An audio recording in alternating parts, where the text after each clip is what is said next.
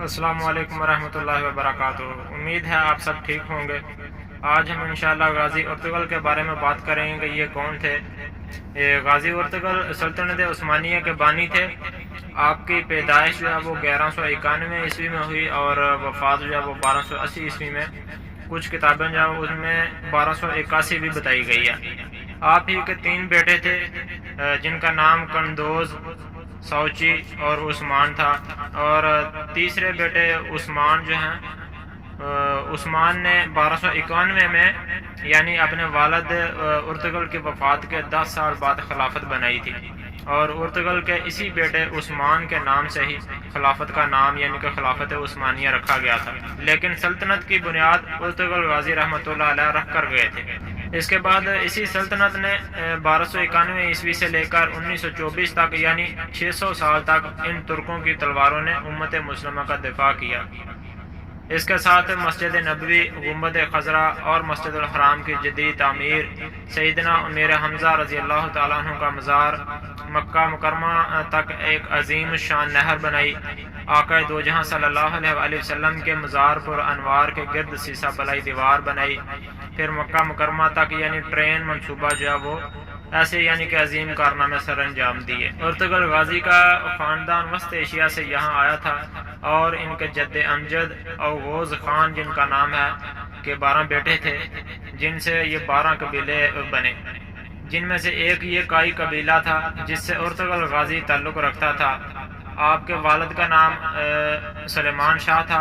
Ertugrul Ghazi کے 3 اور بھائی تھے جن کے نام یہ ہیں، ایک کا نام سارم، دوسرا زولجان اور تیسرا گلدارو تھے۔ آپ کی والدہ کا نام حائمہ تھا۔ آپ کا قبیلہ سب سے پہلے وسط ایشیا سے منگولوں کی یلغار سے نمٹنے کے لیے آپ کا قبیلہ سب سے پہلے وسط ایشیا سے ایران اور پھر ایران سے اناطولیہ آئے تھے، جہاں سلطان علاء الدین جو سلجوق سلطنت کے سلطان تھے، اور 1071 میں بیزنطین کو بیٹل آف منزکرٹ میں عبرتناک شکست دے کے آئے تھے۔ یہ سلجوق ترک سلطنت سلطان الپ ارسلان نے قائم کی تھی، اور سلطان الپ ارسلان تاریخ کی بہت بڑی شخصیت تھی، اور اسی سلطنت کا آگے جا کے سلطان علاء الدین بنے تھے۔ اسی سلطان علاء الدین کے سائے تلے یہ 12 قبیلے اوغوز خان رہتے تھے، اور اس کائی قبیلے کے چیف ارطغرل بنے۔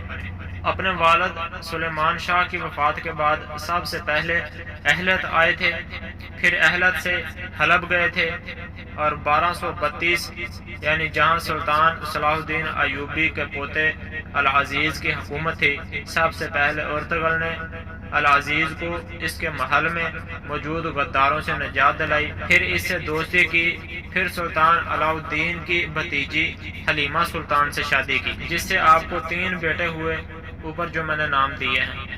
ایوبیوں اور سلجوکیوں کی دوستی کروائی۔ صلیبیوں کے ایک مضبوط قلعے کو پھر فتح کیا گیا جو حلب کے قریب تھا۔ اس کے بعد ارطغرل سلطان علاء الدین کے بہت قریب ہو گیا تھا۔ اس کے بعد منگولوں کی یلغار قریب ہوئی تو ارطغرل غازی نے منگول کے ایک اہم لیڈر نویان کو شکست دی۔ نویان منگول بادشاہ اوکتائی خان کا رائٹ ہینڈ تھا۔ اوکتائی خان کون تھا؟ اوکتائی خان جو وہ چنگیز خان کا بیٹا تھا، اور اس اوکتائی کا بیٹا ہلاکو خان تھا، جس نے بغداد کو اس قدر روندا تھا کہ بغداد کی گلیاں خون سے بھر گئی تھی اور دریائے فرات سرخ ہو گیا تھا۔ اسی نویان کو شکست ارطغرل نے دی تھی۔ اللہ اکبر۔ اور پھر ارطغرل غازی اپنے قبیلے کو لے کے سوگوت آئے، بالکل قسطنطنیہ کے قریب، اور پہلے وہاں بیزنطین کے ایک اہم قلعے کو فتح کیا، اور یہیں تمام ترک قبیلوں کو اکٹھا کیا گیا، اور سلطان علاء الدین کے بعد آپ کے بیٹے غیاث الدین سلطان بن گئے۔ ان کی بیٹی کے ساتھ ہی عثمان کی شادی ہوئی۔